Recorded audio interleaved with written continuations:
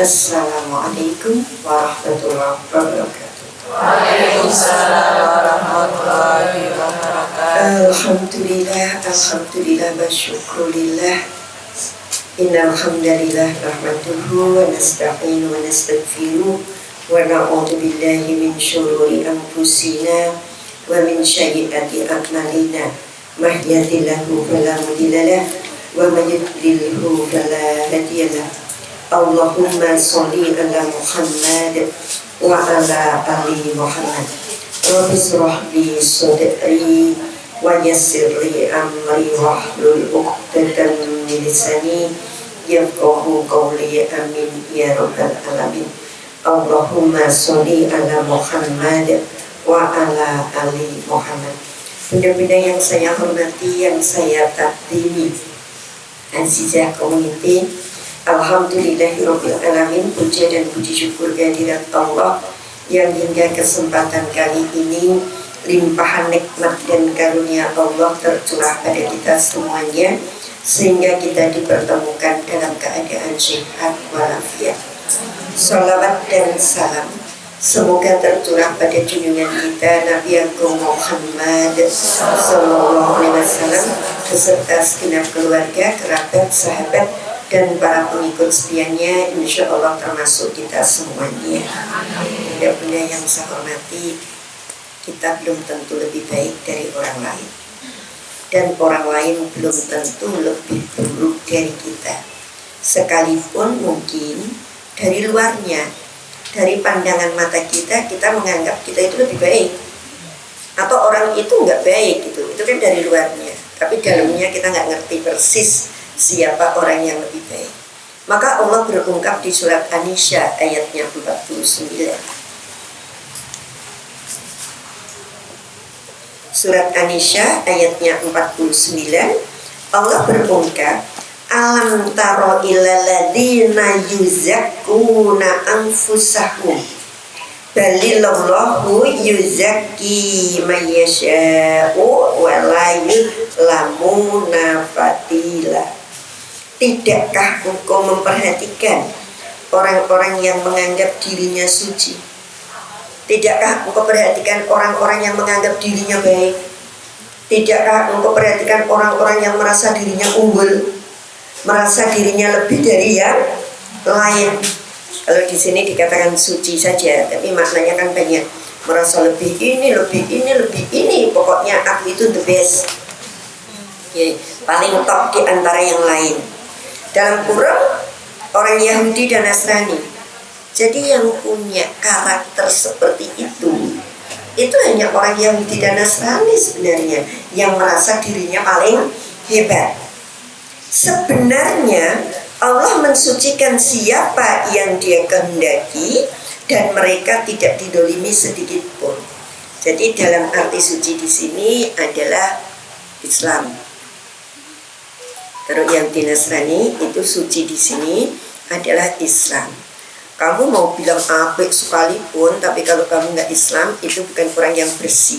Jadi bersih dan suci, unggul dalam konteks surat An-Nisa ayat 49 adalah Muslim. Setiap kamu dilahirkan dalam keadaan suci. Artinya apa? Muslim. Kenapa kok Muslim? Ini rotok mengersidik. Di surat Al-A'raf 172 pernah saya sampaikan bahwa setiap bayi yang mau lahir, setiap bayi janin yang usia 4 bulan dalam kandungan, selalu diajak perjanjian oleh Allah lewat malaikat Jibril. Apa alastu birabbikum qalu bala syahidna. Apa kamu mau beriman padaku bahwa aku Allah Tuhanmu? Kemudian janin berkata, ya Allah, aku beriman. Maka ditiupkan rohnya, sehingga dia lahir. Maka dikatakan setiap bayi yang lahir dalam keadaan suci, maksudnya beriman kepada Allah. Baru manusia yang akan menjadikan Nasrani, Majusi, Yahudi itu manusia. Maka dalam hal ini kamu merasa dirimu itu top kalau tidak Muslim. Kalau Muslim itu sudah modal top sidik, Muslimnya itu baru kita hiasi dengan yang lebih baik. Itu satu. Yang kedua, Bunda, bisa kita lihat di surat An-Najm. Surat An-Najm itu surat 53. Surat 53, ayatnya berapa? Ayatnya 32. Surat An-Najm ayat 32. Ya. Ini banyak, tapi yang ada kaitannya hanya bagian belakang. Fala tuzakku anfusakum huwa a'lamu bimanittaqo. Ya. Maka janganlah kamu menganggap dirimu suci, dia mengetahui tentang orang yang bertakwa. Jadi gini, orang yang kelihatan di luarnya itu paling top, itu belum tentu top loh. Ya, jadi jangan kamu menganggap paling baik. Sesungguhnya Allah yang maha mengetahui tentang siapa orang yang unggul, tentang siapa orang yang baik, tentang siapa orang yang suci. Bunda, dalam kajian, orang yang merasa dirinya lebih baik, lebih suci, lebih top, itu disebut ujub. Ujub adalah perasaan berbangga diri, merasa dirinya baik. Itu ujub. Aku merasa ibadah aku sak ini paling apik. Aku merasa ilmuku paling oke. Aku merasa paling cantik. Aku merasa paling. Itu namanya ujub. Bangga terhadap diri sendiri. Ya, bahasanya ujub, merasa lebih baik dari orang lain, itu namanya ujub. Lah, itu baru perasaan. Wujudnya apa? Kan perasaan itu nggak bisa didelok.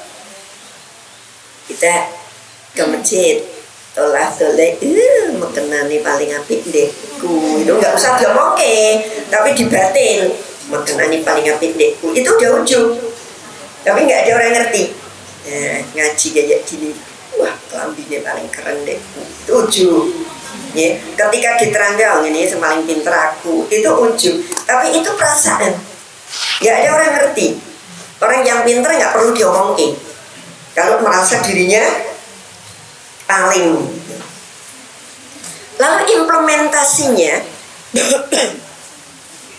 bedanya itu, Bu. Kenapa saya itu sebenarnya malas ke dokter?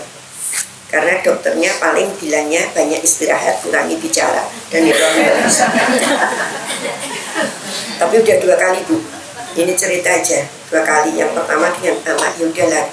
Yang kedua karena saya harus ngisi pengajian pagi jam 9 di Masjid Mabes, karenanya siarannya Madaniyah itu ada Masjid Mabes.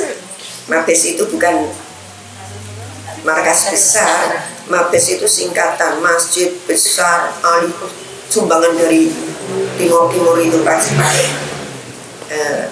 Masjidnya mirip Madaniyah tapi tidak tinggi. Di belakangnya ada patung onta, ada rumah-rumah ala Arab gede. Saya harus ngisi di sana jam 9 hari Rabu. Selasanya saya ke rumah sakit. Sampai rumah sakit ngapain? Dok, tolong aku diinfus secepatnya dengan berbagai obat supaya besok pagi aku bisa ke Solo ngisi ngaji. Akhirnya Selasa betul, Bu. Blunder infus, disuntik 3 obat di dalam infus, dan ngeletak infusan. Habis infusan apa, Bu? Mulai esok-esok ngisi ngaji. Iya, kemana? Ke Solo. Saya nggak tega, Bu. Kan mereka booking saya sebelum saya sakit. Dengan mereka nunggu-nunggunya kan udah lama, Bu. Terus tiba-tiba izin sakit apa batuk, ramutu. Sakitnya nggak keren itu. Ini nggak bisa buat alasan. Coba Ibu, ya, menggagalkan acara sariawan orang sakit gigi itu kan penyakit nggak keren. Padahal saya ngerasa aku bingung-bingung ya. Maka saya begitu, ya. Oke. Implementasinya apa? Implementasinya wujudnya kowe ujub dulu. Wujudnya, bentuknya bahwa kamu merasa paling baik, yaitu kamu suka mengolok-olok orang lain. Itu ada di surat Al-Hujurat, ayatnya ayat 11. Surat Al-Hujurat ayatnya ayat 11. Ya ayyuhalladzina amanu la yaskhau qaumun min qaumi asa ayyakunu khairam minhum. Sampai di situ. Wahai orang-orang yang beriman, janganlah kamu suatu kaum mengolok-olok kaum yang lain, karena boleh jadi mereka yang diolok-olok itu sesungguhnya lebih baik dari yang mengolok-olok. Di situ. Ya. Wala nisa'u, ada ini langsung Allah cek, janganlah perempuan, berarti yang seneng menuki perempuan. Karena Quran itu tidak menunjuk umum, tidak menunjuk laki-laki, tapi langsung dan janganlah perempuan. Lah berarti kena banget kan kita ya. Orang ngaji ya disindir gitu nih. Sindir Quran bukan saya. Wala nisa min nisa'i asa ayakunna khairam minhun. Dan janganlah kamu perempuan mengolok-olok perempuan yang lain, bisa jadi yang kamu olok-olok lebih baik dari kamu. Ini wujudnya. Jadi orang yang ujub, orang yang merasa dirinya paling benar, paling apik, paling sugih, paling pinter, paling solehah, paling apa, itu memiliki perangi. Kalau ujub itu di perasaan, ini memiliki sikap yang ketok, itu apa? Suka merendahkan orang lain, menganggap dirinya paling apik. Lakai lagi. Kalau ada orang baik sedikit, dia akan membubuhkan kata sayangnya. Dia iki ayu loh, sayangnya iki sikile jempol kabeh. Jadi dia pokoknya kalau sudah ada ketemu baik, dia akan mencari itu tadi sayangnya supaya elek. Ada orang pintar masak, aku tadi disuruh sego goreng, enak banget, enak. Sayangnya lengetok wis adu. Jadi ini tidak menunjukkan bahwa apapun yang dilakukan orang lain itu cacat. Apapun yang dilakukan orang lain itu ada kekurangannya. Yang benar cuma dia. Nah ini hati-hati. Berarti hatinya ada ujub, sikapnya merasa paling di antara yang lainnya. Qurannya sudah lengkap. Lalu apa toh bentuknya dan macam-macamnya ujub? Macamnya merasa paling top itu apa? Satu, ujub terhadap amal ibadahnya. Ujub terhadap amal ibadahnya. Jam 2 tahajud. Bardongo wong sak kampung ini kita tunggu kabeh. Aku sing tahajud. Orang ngomong, tapi punya perasaan bahwa jam segini ki wis do turu kabeh. Sing tahajud mung aku. Sesuk-esuk petok angop ngantuk. Lah piye wong aku ki pendak jam 2 wis tangi. Ora ono takon. Nggak ada orang nanya, tapi dia ngomong, ya, aku jadi yo kepengen dong lambi kuwi seneng, bengi kadung tak ngusut sedekah. Jadi intinya bukan nggak jadi beli baju, intinya mau ngomong bahwa duitku ini wis tak nggo sedekah. Jadi merasa yang begitu itu mengkoedok. Ada orang cerita, betul ini kejadian ke saya. Saya itu kalau jam 9-10 itu udah ngantuk, karena saya itu tiap jam 3 sudah bangun. Hati kecilku ramung dewe. Pemenenek umur wis tua-tua ngene iki, selain sudah sering terbangun, ya memang sudah saatnya untuk mengurangi tidur, lebih banyak untuk menghadap Allah. Itu enggak cuma kamu dok. Jadi enggak perlu yang miliki anggap karo cerita mau menjitangi jam 3 ora perlu ramung kowe tok. Maka ujub terhadap amal ibadah bisa bermuara kepada riya. Amin. Jadi orang kalau ujub terhadap amal ibadahnya nanti bermuaranya kepada riya, sombong. Bahaya enggak? Bahaya. Kenapa bahaya? Karena dia hanya inginkan pujian, ingin sanjungan, ingin orang lain mengatakan soleh, ingin orang lain mengatakan itu orang hebat, orang itu yang didapat. Sedangkan Allah berungkap, "Man kana yuridul hayatad dunya wa zinataha nuwaffi ilaihim a'malahum fiha wa hum fiha la yubkhasun." Surat Hud ayat 15. Barang siapa menghendaki kehidupan dunia dan perhiasannya, pasti kami berikan balasan penuh, rata kurangi. Mereka tidak akan rugi di dunia. Aku itu berbuat kayak gini supaya dapat pujian. Wah, semua orang memuji. Aku berbuat seperti ini supaya dapat hadiah. Oh, itu hadiah. Aku seperti ini biar aku dapat ini, ya toh. Tapi kamu lainnya itu nggak dapat. Dapatnya ya hanya dunia. Karena nawaitumu hanya dingerteni dunia. Tetapi sekali dunia tidak mengapresiasi, keloro-loro pol. Ya Allah, leku toko dewi, aku gelar kloso bendo ngerti nek sing nyambut gawe aku. Ternyata ngantek rampung ra ono wong teko. Dadi ra ono wong ngerti ya. Sedih. Iya. Jadi ketika berbuat baik tidak diketahui orang lain itu sedih. Kemudian dia mau cari cara untuk menyampaikannya. Satu, ujub dalam hal beramal ibadah.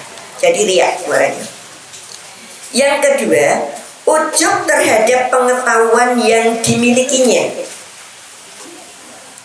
Ujub terhadap pengetahuan yang dimilikinya. Muaranya kepada apa? Sok pinter. Iya, orang yang merasa dirinya paling ngerti, sok pinter. Saya pernah nulis, dadio guru ojo guroni. Guru itu orang yang punya ilmu lebih. Dia wajib untuk memberikan ning ojo guroni. Mapan gonpan. Gak bisa ketemu orang di jalan kemudian orangnya salah langsung dendek. Ya mestinya rangono, ini kuwi jenenge sombong. Kita mau negur orang saja mikir kapan aku menegurnya, dengan cara seperti apa supaya dia ngerti. Kita nggak langsung begitu duduk, kamu ini ngaji kok begini, kamu kok begini, kamu begini, itu guroni. Merasa dirinya lebih mengetahui tentang semuanya. Itu ujub. Ujub yang kedua ya. Jadi merasa paling mengetahui, akhirnya dia sopo-sopo dituturi, sopo-sopo dikandani. Betul, saya punya orang gitu.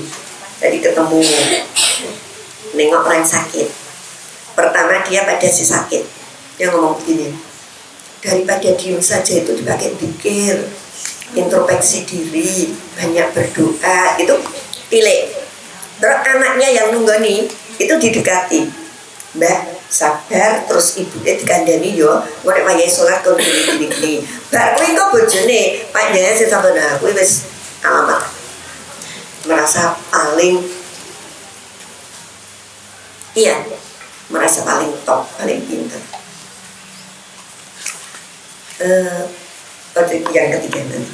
Yang ketiga biar nanti pas dulu, merasa dirinya paling apik, merasa dirinya paling apik. Banyak tau yang hadir udah nyaris full. Saya mau cerita, tapi harusnya pertama tak tunda keri supaya semuanya oke. Ya.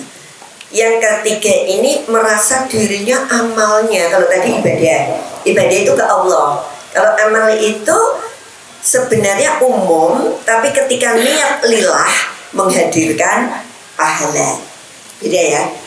Kalau makanya sering kita nyebutnya amal ibadah. Amalnya itu lebih ke umum, tapi kalau niatnya lillah pasti mendapat pahala. Kalau ibadah itu mahdhah ya sholatmu, ya puasamu, itu lebih ke ibadah. Ini amal.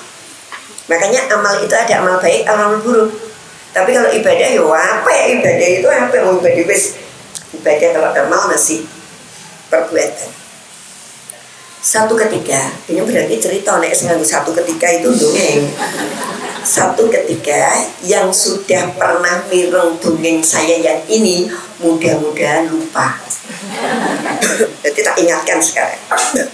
Satu ketika Kiai Hasan Basri, bukan Hasan Basri Dulkono, ini Kiai zaman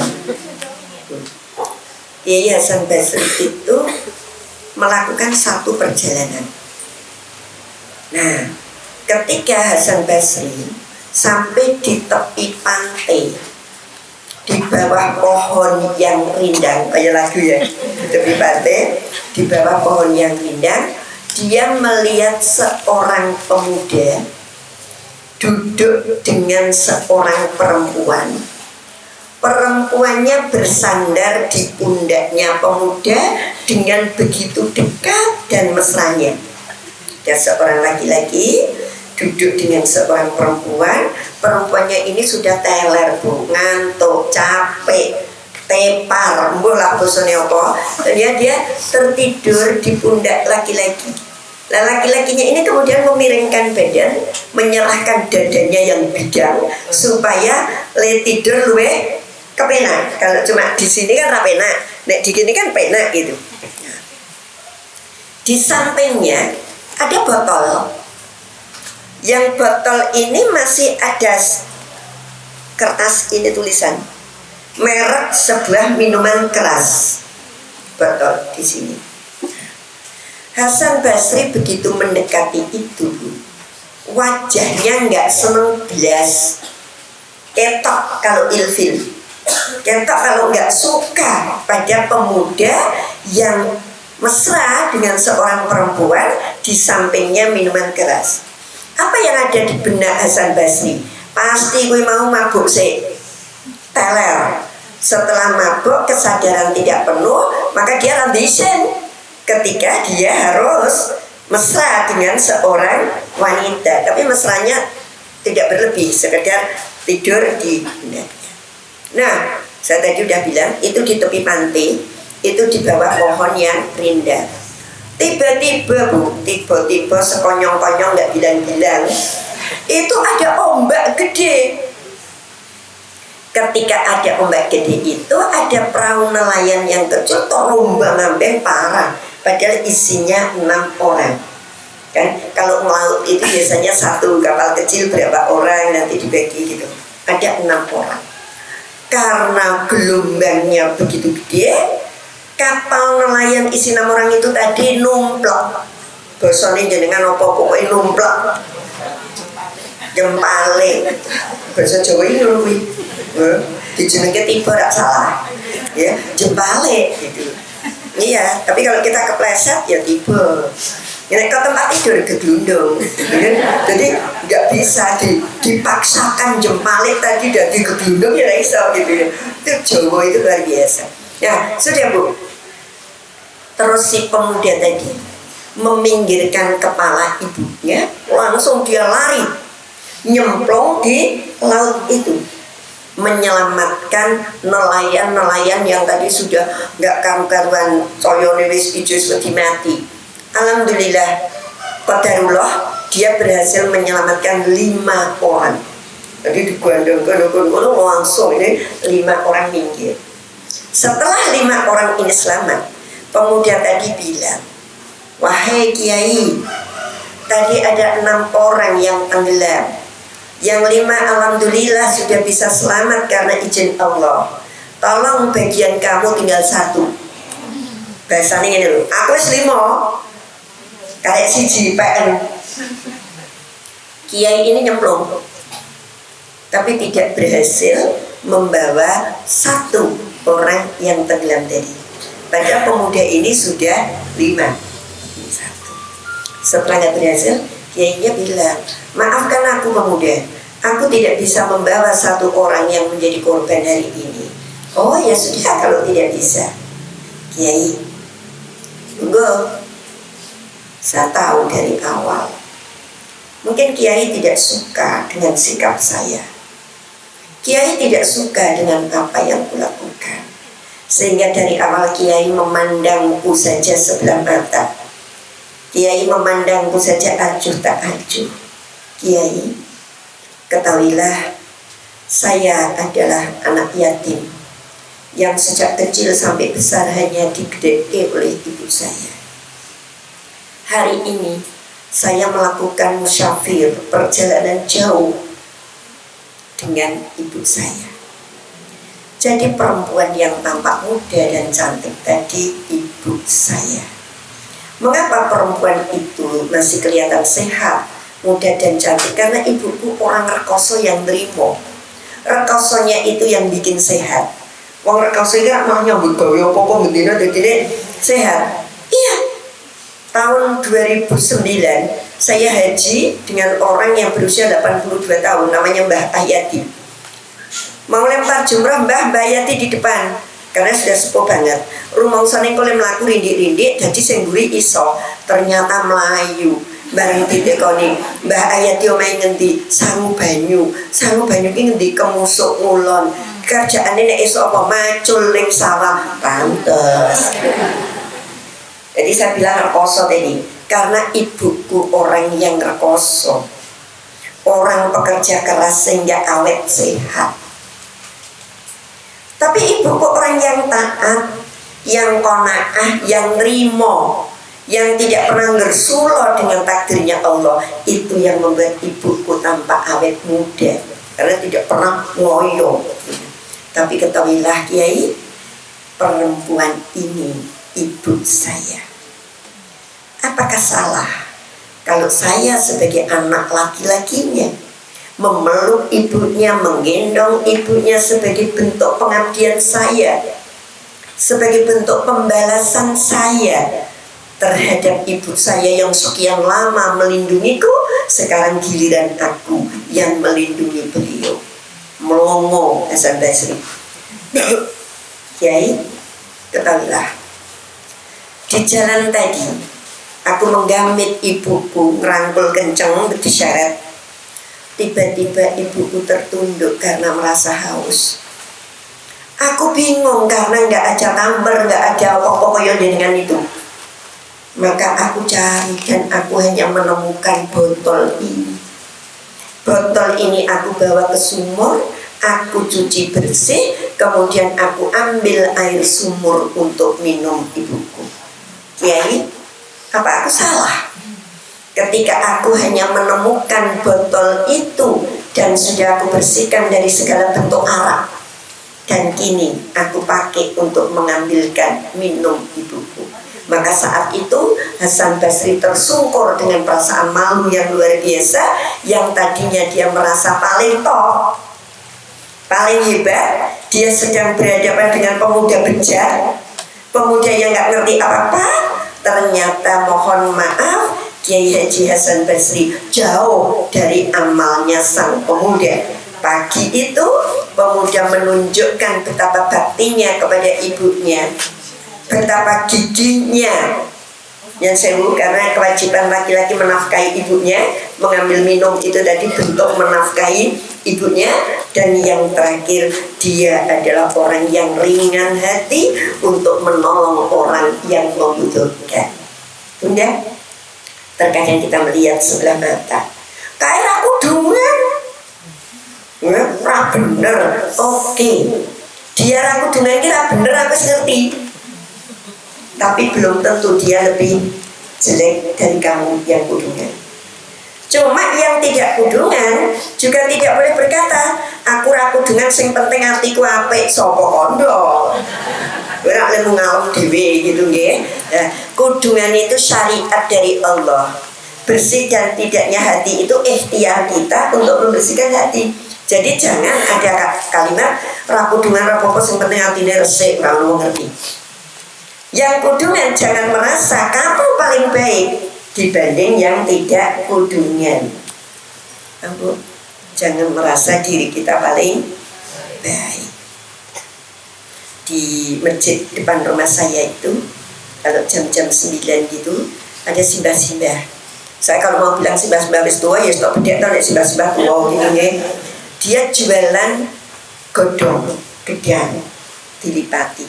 Rumahnya Punggong, Bantul Susu Kidul, pasare Gibangan.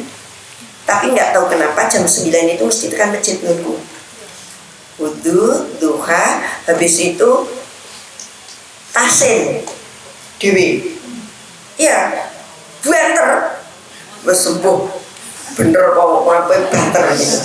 Terus kemarin itu saya dari ngaji, mandek. Bunda, ning ngundangnya Bunda. Kula nek ten mriki ngajine banter nggih, mboten napa-napa pokoke basane gitu. Tak kulungi snack klik untuk ngaji itu seneng banget. Orang melihat mbah iki ra waras. Tapi sesungguhnya sing ra waras ya aku gitu kan. Si mbah ini sudah tua, begitu dia pandai membagi waktu untuk urusan dunia dan akhirat. Urusan dunia nih dia diwangi dodol godhong gedang dilempiti, terus melandingan nek dodol gedang iki ngono-ngono kita kembang gedang opening pasar Gibangan itu dinik masih menyempatkan diri karena mulia itu ke pundok bisa jadi duhur baru pulang, tapi dia punya tanggung jawab duha sehingga dia mampir di masjid terdekat, dia merasa nyaman di masjid depan rumah, ya sudah dia mampir. Mungkin kita yang kelambine lebih apik, yang simbah melaku aku naik mobil, yang iso ngulungi snack siji, mungkin aku merasa aku lebih, ternyata tidak.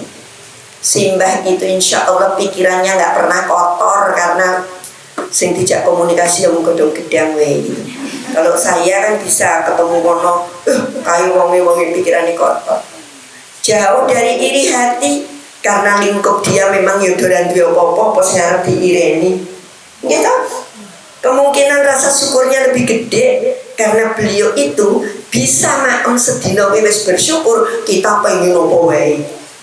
Itu belum tentu kita lebih baik. Jangan pernah merasa diri kita lebih baik. Itu tadi ujub terhadap kebaikan. Kita merasa baik. Yang keempat, ujub terhadap keturunan. Nasab. Apa bu bentuknya? Darah biru. Aku ini keturunan Kraton. Aku itu keturunan Rojo. Nek eneng wong nyerak laku dodok. Nek eneng wong lungguh rada jejer medun. Ya, kalau salim harus cium tangan. Ya, jadi Arab salaman itu kalau saya begini, petak dunke itu malah Arab salaman wis ngene sik. Bentuknya sudah begini. Karena apa? Merasa ningrat, merasa darah biru, merasa beda dari yang lain. Ujub, merasa top. Wujudnya angkuh. Ketoke dalam keseharian angkuh. Karena dalam hatinya merasa aku keturunan wong top. Iya, aku keturunan wong top sehingga angkuh. Boleh enggak? Tidak. Di surat Al-Hujuratnya, surat ke-49 Al-Hujurat itu ayat 13-nya ya. Ayat 13 Allah berungkap kepada kita. Ini kalau diambil atas ya banyak, kalau diambil bawahnya, inna akramakum indallahi atqakum innallaha alimun khabir. Sungguh yang paling mulia di antara kamu di sisi Allah ialah ketakwaannya, imannya. Sungguh Allah Maha mengetahui, Maha teliti. Jadi di hadapan Allah bukan masalah darah biru, darah hijau, darah kuning. Di depan Allah siapapun itu, anak turunan siapapun, yang dinilai oleh Allah adalah ketakwaannya. Darah biru rasolat, darah abang yang sholatnya mempeng, bijinya apa darah abang. Iya bu, yang darah biru tadi coba kesandung, sing metu abang apa biru. Iya, kita juga nggak tahu kok dulu yang mengkelaskan ini menjadi itu kan karena hanya berpuasa saja. karena berkuasa di Jogja, sehingga itu ratunya, rajanya, karena berkuasa di Solo. Tapi kalau kita runut dari Mbah Adam ya nggak ketemu. Iya. Maka Allah sudah menegaskan pada kita yang membedakan di hadapan Allah itu hanya ketakwaannya, bukan masalah yaitu keturunan siapa, keturunan siapa.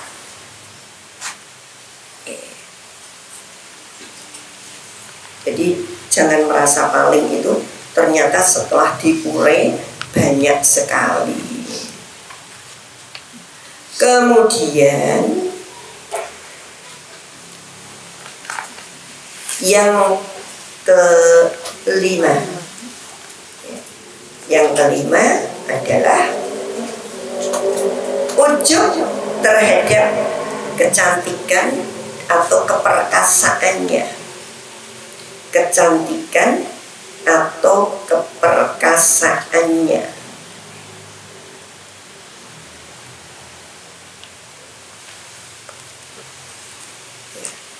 Ini mohon maaf, pernah kayaknya dulu saya menyampaikan, tapi di dalam dunia itu sementara. Kenapa?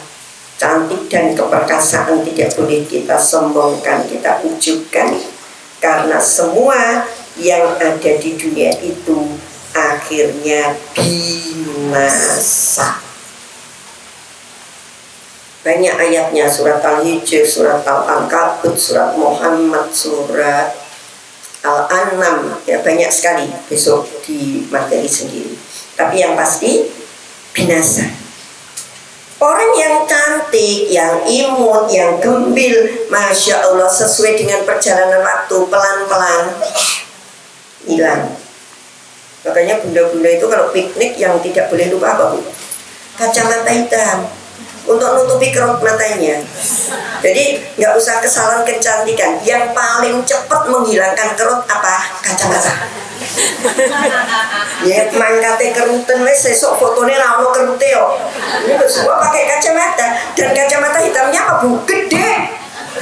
Bunda-bunda kalau beli kacamata hitam itu gede, supaya apa? Nutupinya mulai sini sampai sini. Jadi di foto imut semua, enggak ada gitu. Makanya saya kalau kacamata ketinggalan pusing, Bu. Nah, tambah kita oke so, tutupi rada hilang gitu. Binasa maksudnya. Apa yang kita ujubkan? Keperkasaan itu dulu kamu usia 30 tahun, 35, 40. Sekarang saya itu nengok orang sakit tetangga berdua, umurnya pada sweet. Terus ini, yo gandengan, yo mak yo gandengan. Bareng tekan masjid, jenengan lengetan dhewe apa kula terkengetan. Paling awake dhewe engko nek wong loro nek tiba ya tiba kabeh. Itu cuma watuk, pilek, demam berapa hari. Bu, arep ngadeki golek rambatan. Arep mlaku dek kono kuwi turut pinggir. Kenapa turut pinggir? Itu terus saya bilang, "Dek, kamu pergilah ke sana." "Kemana?" "Ngapain?" "Ibu tuh kok keteken." "Hah? Ibu mau ketekenan?" "Iya, enggak apa-apa. Nanti tak kok mobil, nek pas glir-glir kae medun ke mobil aku nganggo teken." Ya apa-apa tuh. Kita ya itulah, ini sebuah pelajaran bahwa sekuat apapun orang, sehebat apapun orang, secantik apapun orang, pada akhirnya binasa. Iya. Coba kita lihat. Empuk kabeh. Enggak ada yang kencang.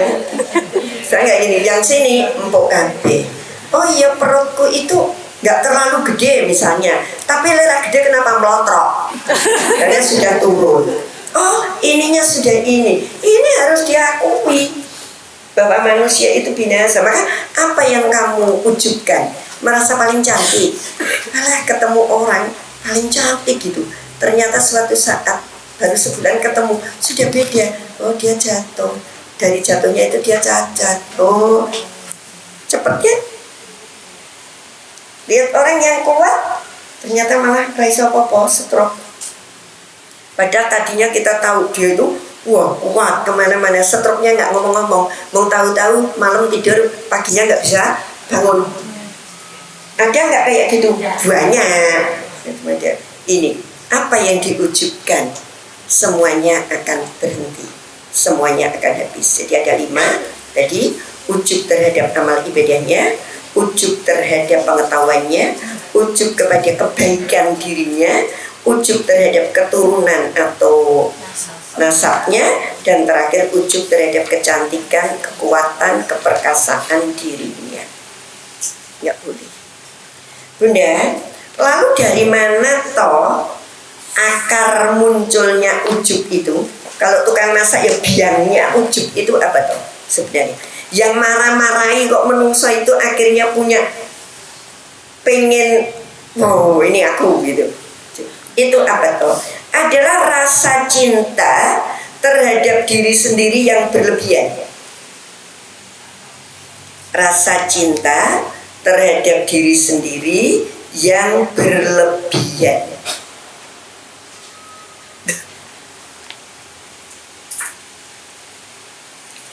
Rasa cinta pada diri sendiri yang berlebihan itu akhirnya memunculkan sikap sombong, yaitu tidak mengakui kontribusi orang lain terhadap kesuksesannya. Dia merasa sukses ini mergo aku, nggak ada yang ikut bantu. Koron itu kaya raya, dia merasa kekayaannya itu akibat dia, ya dia sendiri. Kita kadang-kadang kepleset. Aku lek iso ngene iki rak mergo olahraga sing mempeng. Jadi aku jadi kuat. Padahal tonggoku olahraga malah mati. Tapi dia bilang, "Oh, aku olahraga boleh aku kuat gitu." Lalu aku cantik kayak gini ini karena aku itu loh nganggo ini. Aku ini nih. Seakan-akan semuanya itu hasil diri sendiri.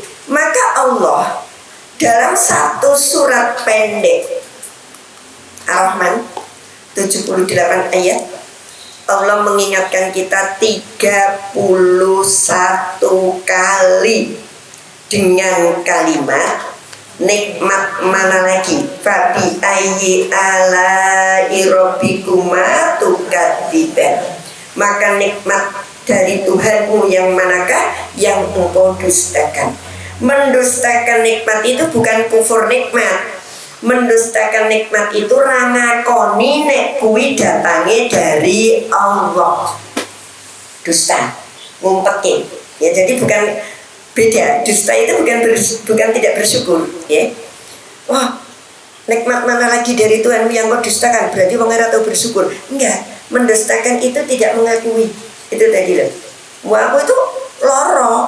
Lalu mari rak mergo aku ki ngombe apalah beras kencur misalnya gitu aja. Dia nggak mikir bahwa kemarin itu aku ngombe beras kencur sak botol ku yo ngombe. Tapi karena Allah sudah paling ridho hari ini sing iki mari sing kuwi durung. Wah aku itu lek sugih kaya ngene mergo aku ki kerja. Ha wong sakmene iki yo kerja kabeh. Ora mung kowe tok. Neng ya ono sing sugih, ono sing ora. Jadi tolong yang seperti ini akui bahwa itu kemurahan Allah. Qadarullah liku sinau diijabah dadi pinter. Qadarullah liku nyambut gawe diridhoi Allah dadi membuahkan hasil. Tapi kalau enggak bisa, Bu. Sama-sama suami kita sama suami tetangga ngleboni kerja bareng, nggone bareng, pangkate padha sing kono sugih kok kene ora. Ada enggak kayak gitu? Banyak. Jadi mengakui kenikmatan Allah. Maka sumber munculnya biang adalah ketika kita itu sangat bangga pada diri sendiri. Nah dampaknya apa? Kenapa kok nggak boleh merasa itu tadi judulnya? Karena apa? Karena sikap ujub atau merasa dirinya paling hebat itu merusak pahala atau merusak amal. Ya, orang yang kayak gitu merusak amal. Karena beramalnya sudah bukan lagi lillah. Beramalnya menti alam, menti apik, menti ini gitu. Jadi merusak amal. Oke Bunda, monggo. Sudah mau jam 9, barangkali ada yang mau bertanya.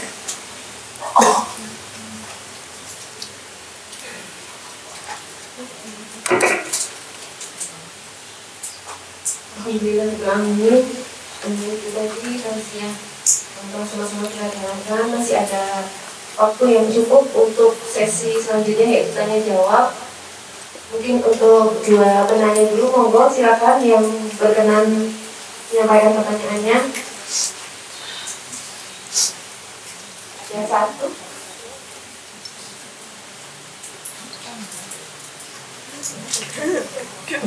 Assalamualaikum warahmatullahi wabarakatuh. Waalaikumsalam. Besok Bunda. Yeah. Ini di luar materi. Yeah. Untuk nirakati anak Bunda, itu untuk puasa itu pernah dibilangin sama orang tua puasa harus 2 hari, harus 3 hari, atau itu bagaimana? Terus kemudian yang kedua, ini yang kami rasakan untuk kalau kita menghadiri undangan itu yang sebetulnya undangan itu sama-sama pentingnya di tempat majelis taklim dan juga di tempat umum, itu yang harus kita dahulukan yang mana karena saya merasa kalau ini maksudnya Bunda Tidak lupa nirakati anak. Kita itu tidak boleh beribadah kecuali yang ada tuntunannya. Ibadah itu dianggap benar kalau lillah dan sunnah. Lillah karena Allah, sunnah sesuai tuntunan Kanjeng Nabi.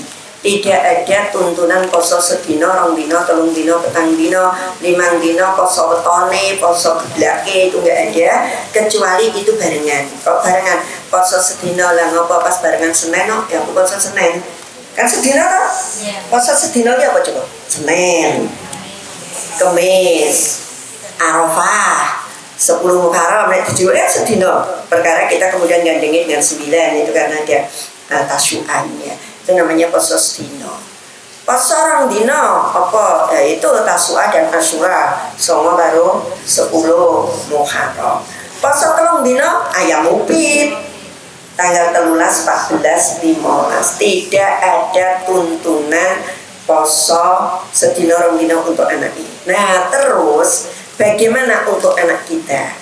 Untuk anak kita itu tugasnya wong tua Bu, nyun sewu, 1 ngandani, 2 nyontoni, 3 ndongani. Anak itu dikandani dari kecil, dikandani piye kon tumindak apik, piye kon salat, piye dosa nyakiti orang, sampai itu dikandani.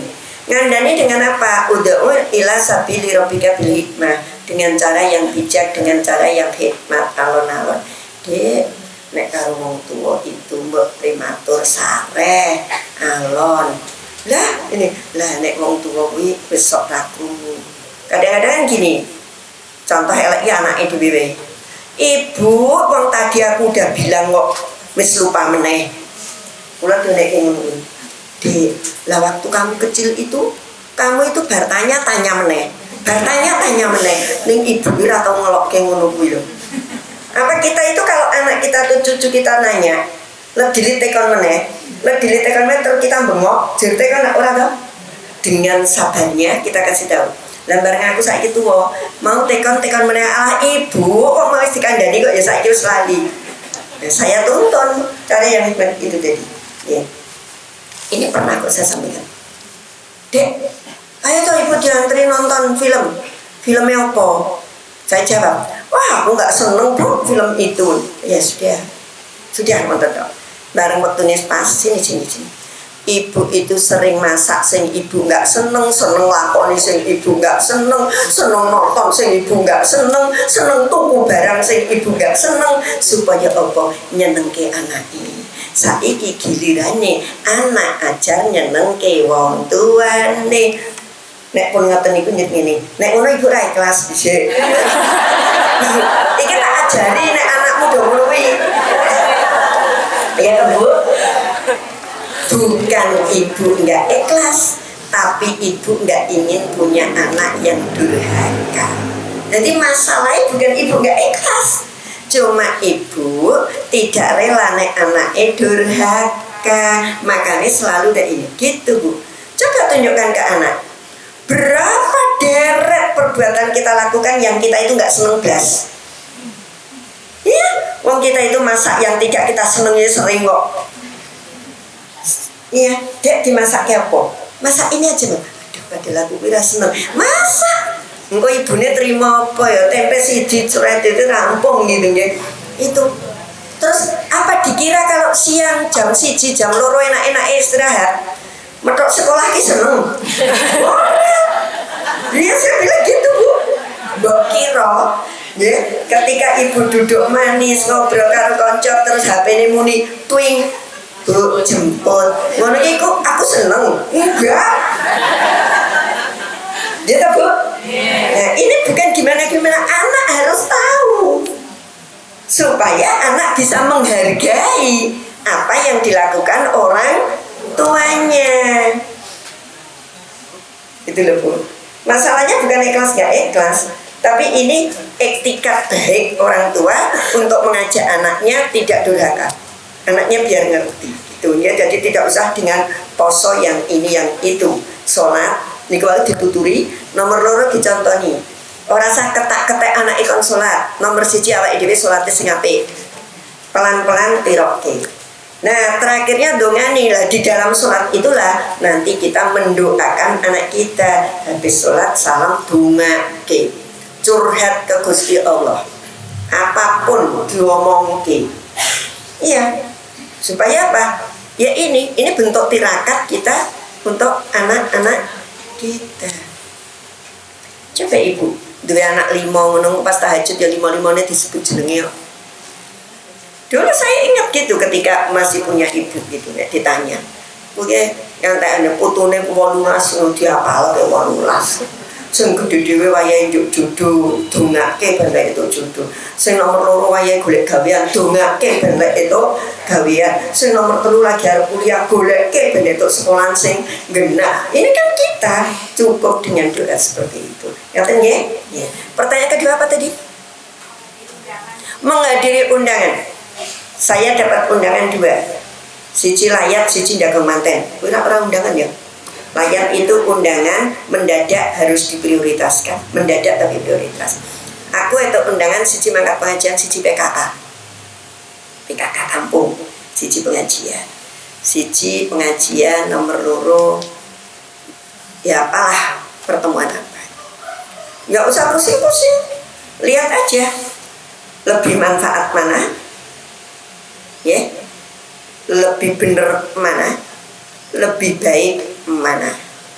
Oh aku ngaji, aku dapat sesuatu yang bisa aku amalkan.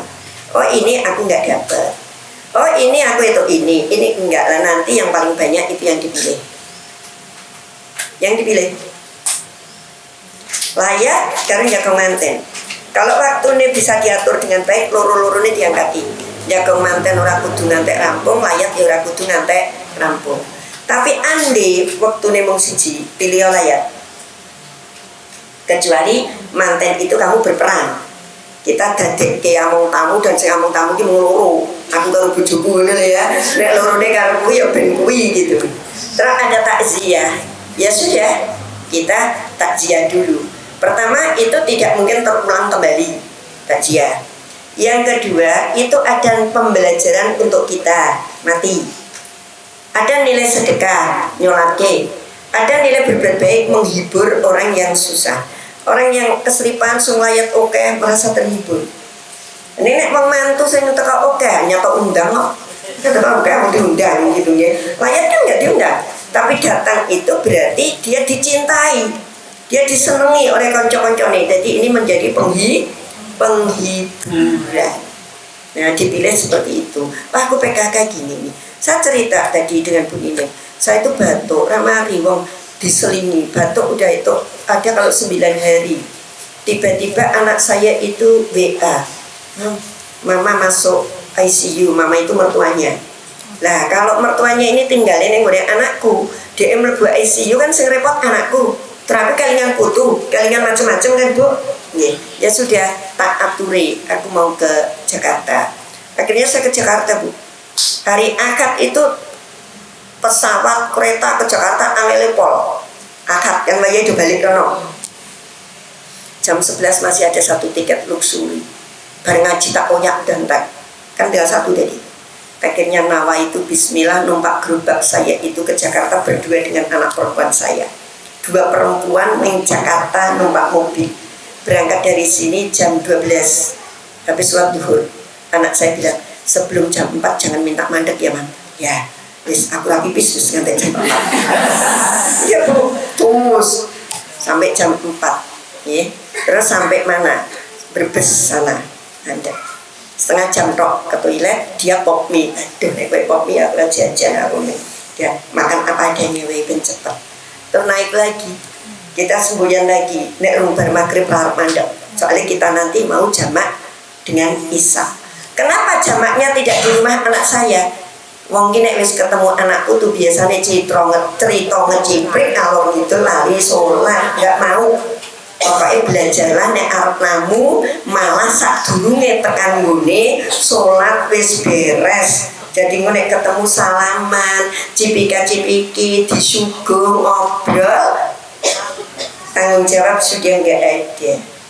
Tuh, ternyata hujan deras, Cikopo, Cipali dan terus. Akhirnya jam 10 jam sampai Jakarta. Berdua cewek. Di sana berapa hari? Selesanya besarnya meninggal akhirnya. Nah, terus punya pulang karena raudan 8 jam. Keras anak saya. Banyak petang jam Ramadan. Ya, oke. Mandek kedua. Sholat 3 aja. Karena sholat maghrib Isya. Oke, 8 jam sampai ke rumah. Biasa, Bu. Itu bedanya saya bobroknya nggak wis-wis ya, karena flu pontang-panting nggak karuan gitu. Nah, itu kisah, Bu. Jadi ditimbang. Bagaimana ngaji saya? Ini urusannya dengan ngaji. Karena Akad, Senin, Selasa, Rebo itu pasti full. Kan nggak pernah ada hari nggak ngaji. Minggu saya selesaikan. Pergi. Senin niku, Selasa niku. Senin alhamdulillah hari itu Allah paring kemudian kosong bro. 1 hari Senin. Selasa ada kemudian misi parenting SMA. SMA itu sak sekolah enggak, Bu? Jadi komunikasi lebih gampang kok. Malah kan bukan orang luar wis ning sekolah. Ya SMA Negeri 1 Drino. Saya komunikasikan gimana, Pak? Saya ada gini-gini, kalau mundur Kemis siap. Oh enggak apa-apa, Bu, Kemis. Alhamdulillah berarti Selasa beres. Rebo ada 2, kebetulan rutin kayak di sini. Jadi saya bilang, saya tuker dengan Ustadz yang Rebo belakang ya. Oke, jalan akhirnya nggak ninggal ngaji karena sudah di jalan. Nah itu, Bu, namanya memikirkan madorot manfaat yang lebih ini dan ini. Gitu nggih. Ngaji ra penting makanya tak ning iso diputer. Lah mulai kata tak jagongan diputer gelem. Le mati besanku sok enak aku selo enggak gelem kan? Ya suwe pokoke kudu moro saiki ngono. Sesuk enggak ada. Terus itu tadi sampai besana. Besarnya asli Palembang, Bu. Akhirnya dimakamkan di Palembang. Jadinya bus capek sampai sekarang. Tapi enggak apa-apa. Gitu nggih, Bu nggih. Satu lagi. Ya, silakan.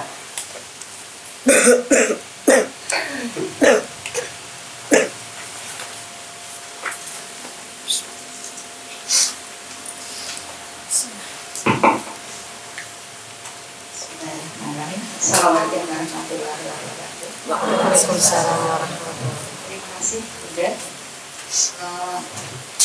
apa yang disampaikan menjadi refleksi untuk kita semua. Ingin saya tanyakan juga, kami punya ada saudara jauh ya. Usianya sudah lumayan, gitu. Tapi yang dilakukan ketika sudah usianya 80-an itu sekitar 80. Oh, itu nggak lumayan lagi, Bu, itu. Bukan lumayan, nggak lumayan lagi itu nek usia 80 itu. Tadi kan lumayan. Sudah sepuh, kemudian ada semacam, mungkin ini ujub ya Bunda, karena dulu mungkin waktu muda itu kehidupannya kurang, secara ekonomi kurang. Kemudian ketika sudah sepuh, anak-anaknya jadi dan cucu-cucunya juga sudah ada yang lulus sarjana, ada yang sudah bekerja dan sebagainya.